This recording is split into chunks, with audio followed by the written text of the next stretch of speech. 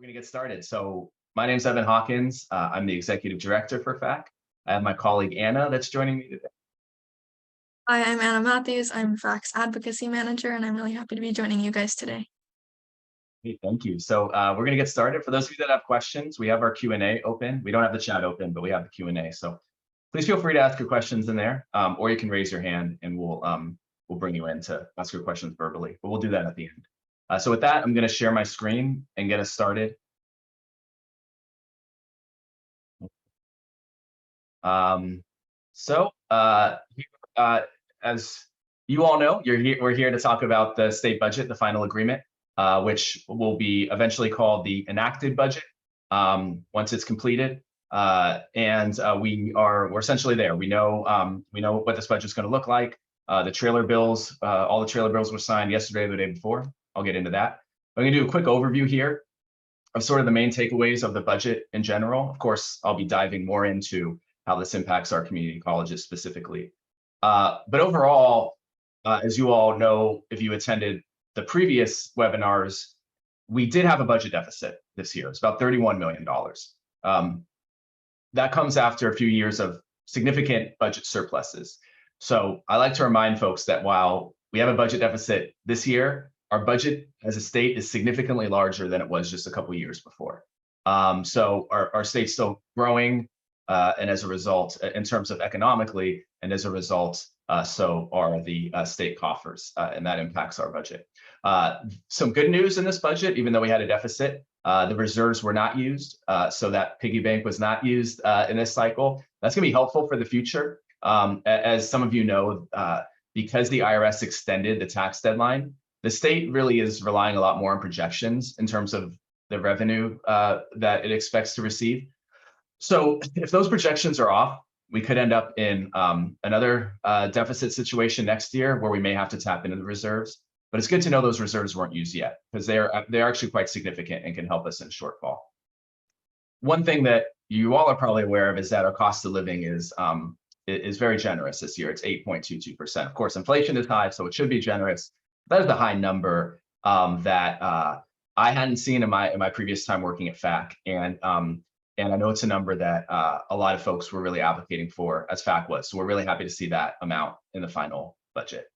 As I mentioned, sort of in comparison's sake, just this year to last year, you can see the state budget grew a little bit in total, even though we do have a deficit. And the reason why is the total state budget includes things like federal money, bond money, things like that, right? So that, of course, factors into it. So when you take the kind of holistic approach here, the budget's essentially static. For community colleges, we actually go up a little bit. The total community college budget is $13.5 billion, just a little bit of an increase over the previous year.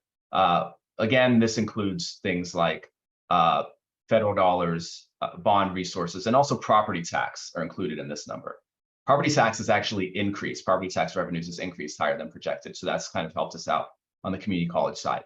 So again, we have a budget that's growing and it's been growing for the past few years, which is great. This gives you kind of an idea of what I just mentioned.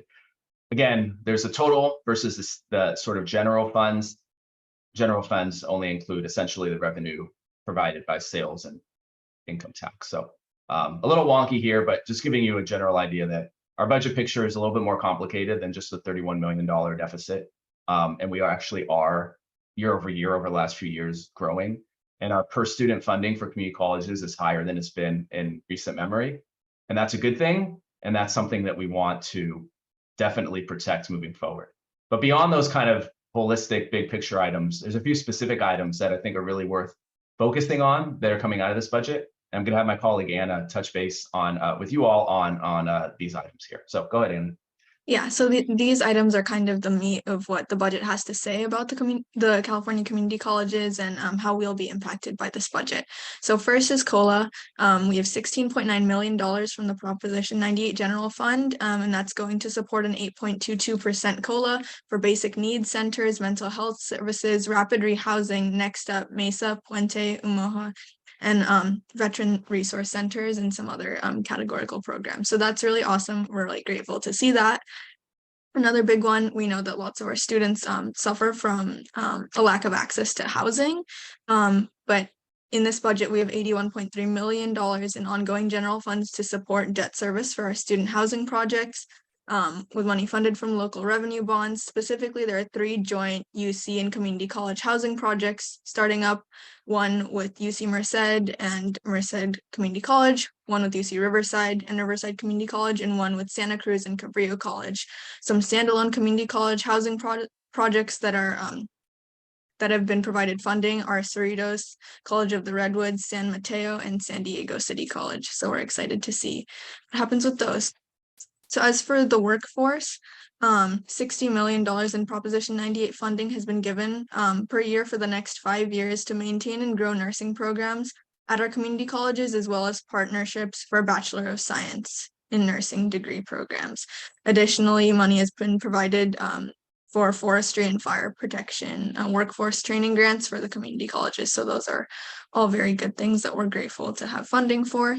And the last thing is $10 million from the Proposition 98 General Fund over the next 3 years to establish and support LGBTQ plus student centers across the state. Thanks, Anna. Yeah, these are kind of new items for the budget that are worth highlighting, especially in a budget environment where, again, we were kind of static or overall had to make cuts. So it's good to see new resources and augmentations included. On the affordable student housing, I know there's a bit of concerns from our friends at the districts who were under the expectation that they were going to receive money directly to pay for student housing, and now that money is going to be funding that will pay for debt service, as Anna mentioned, in the sort of meantime, and then hopefully potentially down the road, districts will be able to be reimbursed. But to start these programs, they're going to have to take out bonds, to start these housing projects, they're going to have to take out bonds initially rather than get money directly from the state. So I know that complicates things. That's a little bit different than what we had in the previous budget year. So you may hear from some of your districts on that in regards to student housing, but that's something we hope we can overcome. As Anna mentioned, student housing is critically important. So you have the budget bill, which of course is the main budget, but then you have trailer bills. So trailer bills basically, as I have here on this slide, they trail the state budget, and they're companion bills that help create more analysis and in-depth language about some of the items that are in the budget. Trailer bills are really important. There's a lot of them, one for pretty much every subject area, if you will. And for us, there's always the higher education trailer bill. For us this year, it was SB 117, which, as I mentioned, was signed just recently. And this bill includes some of the specifics of what's in the budget. There's one thing in particular that we're really happy was included in the trailer bill language that we advocated strongly for. In fact, we wrote a good part of this language, and it's around issues related to faculty diversity and funding verification for community college districts. Now, here's the language. I know it's a lot. I hate putting a sort of wall of text in front of you for a slide, but and again, you can read this all in SB 117. But the gist of it is that we and other organizations supported an audit of the full-time faculty money that districts were receiving to, well, hire full-time faculty. That audit demonstrated that districts, a few districts that were audited were not using the money correctly or not using it at all, so not using it to hire full-time faculty. So as a result, the legislature wanted to try to create some language that would sort of remedy that problem and create more transparency and more accountability around the use of those funds. So in doing so, we worked with the budget committees to draft some language that would essentially accomplish that. And this is the language. So the language is going to require the chancellor's office to have a bigger approach, or excuse me, a bigger responsibility in the approach to ensuring that our districts are spending this money. The chancellor's office, after the audit, indicated that they don't believe they should have as much of a responsibility and accountability here. But this language is very specific about what role they have to have, which personally I think is really important for the chancellor's office to enforce, to ensure this money is being spent correctly. It also makes sure that districts are providing more information and where that information is being provided on how they're spending the full-time faculty money. Also, if districts are not spending the money appropriately, then they will be subject to notice at a Board of Governors meeting. So I think that adds to the transparency point. Just like districts that are not compliant with the 50% law, are subject to notice at the Board of Governors meetings. This would be the case as well. So again, brings more transparency for us to understand where those dollars are being spent, and if they aren't being spent correctly, what can be done about it. So this is really important. As probably many of you know, it's challenging often when we get money from the state for a specific purpose to actually go where we want it to go. And that's unfortunately historically been the case for a lot of different items. This, I think, adds some teeth to our full-time faculty money that we advocated so strongly for. As a reminder, that's $150 million ongoing to hire new faculty. And the legislature expects that that's what's going to happen, and that's what that language will help with. So in terms of kind of our position on the budget currently and looking forward, some of our main priorities were funding. Funding is key, right? Our system's the lowest on a per student funding level out of any other public education segment. So that's K through 12, CSU, UC. This is something that's a significant inequity and something that needs to change. So what you always hear from us is that we need to increase our funding, and particularly our per student funding. Unfortunately, there's a counter argument to that that's out there, which is that our colleges shouldn't be receiving more or the same amount of money for serving less students. We couldn't disagree more with that. You'll hear from us, a big part of our messaging will be around increasing our per student funding, which, as I mentioned, is higher than it has been in the past, much higher. And we want to have that be increased, even if we're serving less students in the short term, which, of course, we all know that our colleges are facing enrollment challenges, even though it seems that we perhaps have hit the bottom there. Faculty hiring, I mentioned earlier, I've just mentioned about the language, but additionally, we believe that having more dollars to hire more part-time faculty, and of course hire more full-time faculty, and of course support our part-time faculty is critically important. Will always be a priority for the work that we do.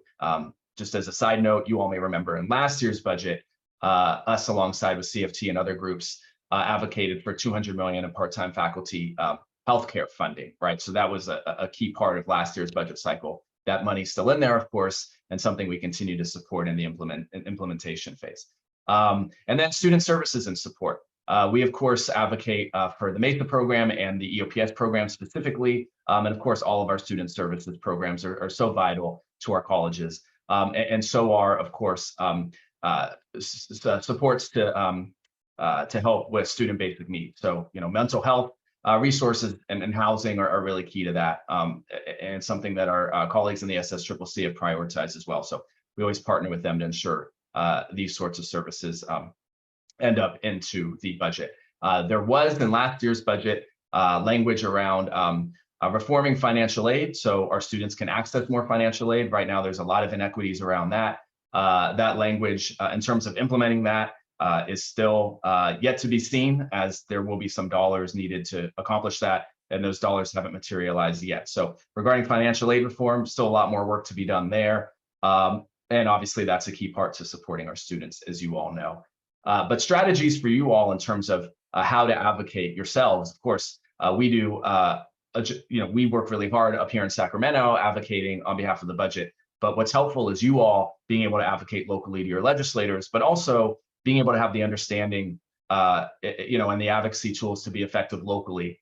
You may hear from your district. Your district obviously has a perspective on how implementation of the budget should work. That may be different from what your needs are as faculty. So I think providing you the tools to be able to be that advocate locally is critically important. And that's something that you all are doing right now by attending this webinar, hopefully being FAC members, and just being aware of the information that we're all providing from the faculty perspective that can help you be stronger advocates locally.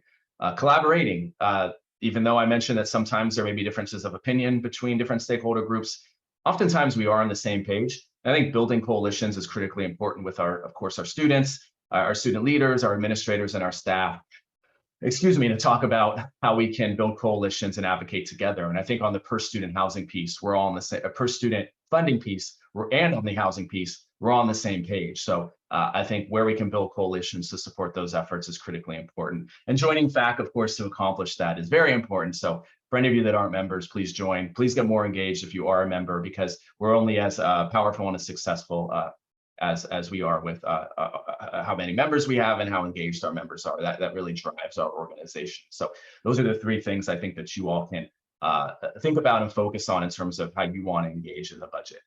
So thank you for joining. It's really brief. This budget overall is mostly static. You know, the main cuts that are experienced are around deferred maintenance, which I know is challenging for many of our districts, and of course the housing money being moved around. But in terms of sort of the core funding of our colleges, that's all intact, which I think we're really grateful for considering the economic uncertainties that we're currently in. So all in all, I think we should be happy about where this budget landed. Of course, there always could be more, but in a budget where there wasn't going to be more, at least we didn't have to really experience that much in terms of cuts. So we're on to the next cycle already, almost in the fall. We start gearing up for that. So the work never ends. But I do want to make sure we have enough time to answer your questions on this budget or any other questions you may have. So with that, if you do want to contact me at any point, if you have specific questions, you can reach out at info@facc.org, and that'll get to me, and I can help answer any specific questions we have. So with that, I'll jump through the questions we have in the Q&A, and if there's any other questions, please raise your hand and I'll get to those. So the first one is, what is the community college percentage of Prop 98 funds? How does it compare to previous years? Yeah, so it's all around the 10.98% or close to 11% that we usually expect. As far as I understand, we're getting the same amount that we're always supposed to get. And being part of being included in Prop 98 is helpful. Of course, all of you know that Prop 98 was never meant to be a ceiling. It was supposed to be a floor. Unfortunately, it's treated as a ceiling for our funding, but if Prop 98 is healthy, it does mean we get a guaranteed amount of revenue. And that's been very beneficial. And I think that's helped us out a lot. Next question. Last year, Trailer Bill extended the hold harmless an extra year for Compton and San Francisco. Was this continued this year? I'll have to double check and see. I'll have to take a look at that. Susan, if you want to email me and follow up, I can look. But what I will say is that there is a hold harmless for all districts. That's still all districts that need it. That's still in the language, and that hold harmless provision changes in the 25-26 year is the first year that it won't exist anymore, and it changes from a hold harmless to a funding floor. So you know, as far as I understand it, both Compton and San Francisco will be under the hold harmless irregardless until then. That's my understanding. So I think everything that hasn't changed. But of course, as we sit here now, I think from FACC's perspective, we're really concerned about what's going to happen once the hold harmless expires and we move to that funding floor. So a big part of our advocacy work moving forward is going to be around the hold harmless. So that may not be exactly what you're looking for, but hopefully that gives you an idea. What's the view about deferred maintenance being prioritized compared to other demands? Yeah, it's tough. I mean, I think that, you know, something had to give. There had to be cuts somewhere.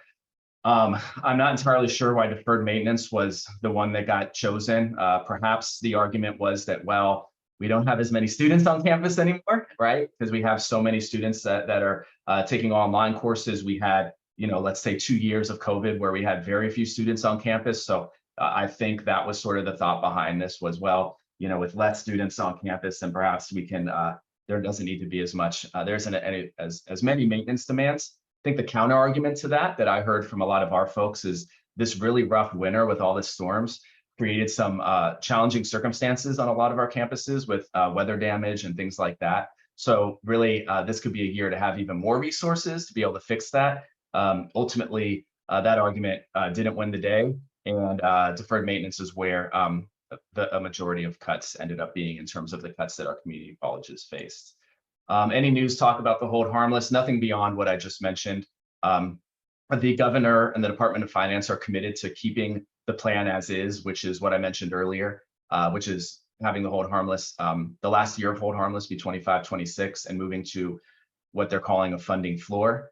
Just as a reminder, the funding floor is different than the hold harmless.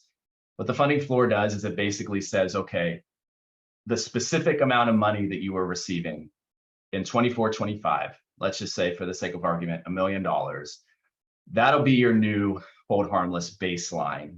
Hold harmless probably isn't correct. That'll be your new baseline. That'll be your new floor. And that you won't go lower than that amount, but you also won't get any higher in terms of like COLA won't increase that floor, right? COLA, you'll get your COLA every year, but it won't be added to your floor. So what will happen over time is your floor will stay stagnant, where inflation obviously will go higher, costs will go higher, and you're going to be losing purchasing power year after year after year after year because the COLAs aren't cumulative. That's done intentionally as a way to eventually get those districts that are losing purchasing power each year to be using the student-centered funding formula instead, which colleges should be gaining funding on. So it's an idea of kind of slowly transitioning districts to the funding formula. Again, not necessarily an idea we fully support, but that's the idea that right now I think is still the one that's in play. Many colleges have been experiencing low enrollment and are concerned about what happens when hold harmless ends around 2025. Does FACC have a plan to address this concern? So I'm noticing some consistent questions here, which is great. I think for us, this is definitely a chief concern about what we do. You know, I just outlined the current plan. To us, as I mentioned, we don't feel like that's the best way to move forward. You know, ultimately, when the hold harmless does conclude, we're going to see some significant challenges for some of our districts that are going to be dramatic. And, you know, I think that when we get to that point, I don't think folks in the legislature, particularly legislators who have a community college in their district that is really facing low enrollment, I don't think they're going to be okay with their districts disproportionately facing funding losses where other districts who just happen to be, you know, benefited by certain metrics in the funding formula, which in my mind, many of them are pretty arbitrary in terms of the way they're valued. You know, that doesn't really seem like that's going to be an appropriate way to move forward. So, Richard, I don't have a specific answer for you at this moment in time. What I can tell you is that we do know that many of our stakeholder groups, so you know, specifically our administrator colleagues and some of our trustee colleagues have similar concerns about what happens when hold harmless expires. I remain confident that because of the potential really devastating impacts that this could have on some of our colleges specifically, sort of the inequities that will exist. You'll have some colleges that are going to face significant losses and others that won't. That isn't going to play well with legislators, particularly with legislators who, as we've had a turnover we've had recently, aren't as invested in the student-centered funding formula because they never voted for it. What I could see happening is potentially the can getting kicked down the road even further on this. So maybe just extending the hold harmless out more. Maybe that happens, maybe it doesn't. There's a lot of political opposition to that idea. You know, maybe the floor goes into effect and people realize, oh no, this is really bad, and then something goes back to fix it. But it's definitely not going to be something that people just are like, you know, okay, you know, this is fine. Like I feel like there's definitely going to be a lot of concerns and advocacy around doing something different than what the plan is now. And unfortunately, I don't think we're really going to see that happening until we really get close to 2025. It really wasn't a big part of this year's budget conversations, for better or worse. But stay tuned, because that's going to be a big priority for FACC moving forward. Is there any reason the full-time faculty money isn't getting COLA as a categorical? At some point soon, this is going to be an issue for districts using the money for full-time hires. So here's the reason. The answer I've gotten from the administration is that the COLA, the general COLA that colleges receive, so the 8.22 to the base funding or SCIF funding, however you want to classify it, they believe that should be used to compensate the new the full-time hires that are brought on. In some ways, that's a reasonable argument because, of course, you know, faculty that were hired without that full-time faculty funding, when they get an increase in their salary, it comes from that pot of money. But of course, this adds additional pressure. So I recognize districts can be a little bit hesitant about that. I'm not quite sure if we're ever going to be successful in adding a COLA to the full-time faculty hiring, but what we could do is hopefully ask for a higher regular COLA, if you will, to offset it or compensate it. So that's what I would recommend. But I think this is something where we're going to have to collect some data and really get an idea of what kind of cost pressures are occurring here. But in the meantime, what I'm concerned about is seeing districts use this argument to not hire anybody now. That doesn't seem fair because there's a lot of money still out there. If districts are concerned, they can spend maybe a portion of it hopefully a large portion, and leave some wiggle room for future COLAs. That's totally allowable. But what we don't want to see is them using this as an excuse to not hire at all, which is unfortunately what, in my view, we've seen too much of so far. But that's one issue we'll have to figure out down the line. You mentioned COLA earlier in relation to programs like MESA. What's COLA for the system? So COLA for the system is 8.22% as well.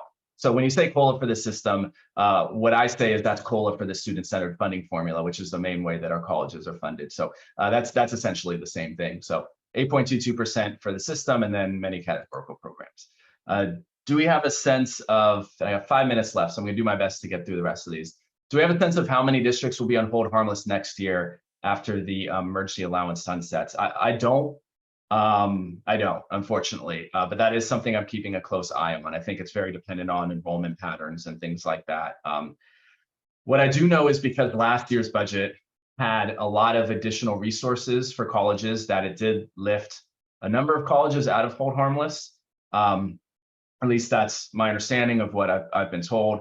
But of course, as we continue down this road, it could mean that more districts will end up on hold harmless next year, depending on enrollment patterns and things like that. So I don't have an idea, but once I find out, I'll be sure to let you know. But I think that's really important to know. And that should, of course, that should really influence how we think about the student-centered funding formula moving forward, right? The question earlier was a great one about what happens in 2025. Well, what does happen in 2025, we need to have this data that you mentioned, David, in terms of how many districts are on hold harmless. That's going to be a key part of figuring that out.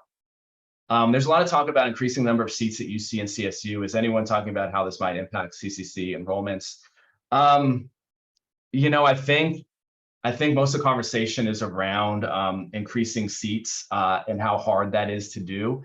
I think that we're so far off in terms of being able to have all of our students be able to transfer into their local college, right? Particularly in certain high demand areas. I always use San Diego as an example. You're in San Diego and you want to transfer to San Diego State and you need to stay in San Diego because you're place bound. It's incredibly challenging. You can get an ADT all you want. Doesn't mean you're going to get into San Diego State. So, you know, what do we do about that? And I think so that's one piece. I think, Dave, what you're inferring here is that if more students are going to UC and CSU outright, then maybe there'll be less going to community colleges. If that's the inference here, then that really hasn't been a big part of the conversation. I don't think we're quite there yet, because I don't think we're really at the point of where there's going to be that many more seats available at UC and CSU. And if they are, I think a lot of those seats will be opened up for our students, our transfer students. You know, another component of this is what happens with BA degrees. Do our colleges start offering more BA degrees? Could that benefit us in terms of enrollments of those students who would rather go to a community college and get their BA than have to go to a CSU somewhere else in the state? I don't know. It's an interesting question. There's a lot of conversations around that. That's going to be a policy area that's really going to have a lot of attention in coming years.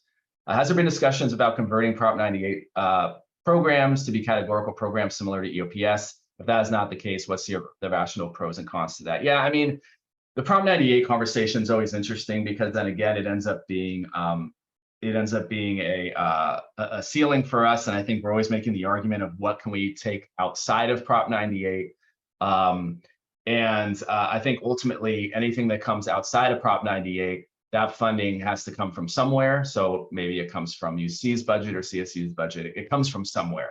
So the counter argument is, you know, no, like we can't do that because we don't have any additional revenue, any additional places to bring money in from, right? So Prop 98 is your ceiling, and that's just what it is. So one piece, one area where we've had some success on this is when we talk about financial aid. We always try to keep financial aid outside of Prop 98, and I think that's reasonable. That makes a lot of sense. It's not really a sort of a an in-classroom sort of expense, if you will, or and it obviously has become more and more of an important expense for our students to be able to be successful in their educational endeavors, but it's also sort of a different cost than what the typical costs are in terms of like running the college. So there is a tension there, as you can tell in my hesitancy of describing it, as financial aid becomes such a key part more and more of student success. But ultimately, if that does get added to the Prop 98 expenditures, then all of a sudden we have less money for things that are now currently in Prop 98. So there's really a tension there, and the legislature has not been interested in giving us more money outside of Prop 98. So at this point in time, we're kind of stuck. Kathy, thank you. So she mentioned that she thinks she saw 10 or 11 districts on hold harmless for this year. That fits with what I heard. But in terms of looking forward, I'm not quite sure what that's going to look like. I think it all sort of depends on, again, how enrollments change. So that got me through the Q&A. Hopefully I wasn't speaking too fast. I know I have a habit to talk really fast. If you listen to this recording later, maybe you can slow it down. I don't know, some people listen to podcasts faster or slower. Maybe you can figure that out. But if that doesn't suffice, please feel free to contact me. I'm happy to answer any questions that you all have, specific questions maybe to your district or what you're hearing from your districts. That's what we're here for. I can help with that. Anna can help with that as well. But most importantly, I think, we want to recognize all the incredible work you do day in and day out for your students. Of course, the work that you do advocating and supporting our organization and being a member, and also joining a webinar here during the summer, we're really grateful for. So this work never ends. We'll be right back at it. We'll be hearing about in January what the budget's looking like in terms of the governor's budget. We'll be looking at numbers between now and then to see how revenue's coming in. And we'll be back at it again. But I think all in all, where I sit now, looking back to January, I think we can be really happy about where we are with this budget, but a lot more work to be done. And as I mentioned, there's a lot of folks out there that have differences of opinions than we have in terms of how our colleges should be funding and what should be prioritized. So we need to be vigilant and telling our story and making our arguments so we don't end up with bad budgets in the future. And with that, I'll let you all enjoy the rest of your afternoon. Appreciate your time today. You all take care. Talk to you soon.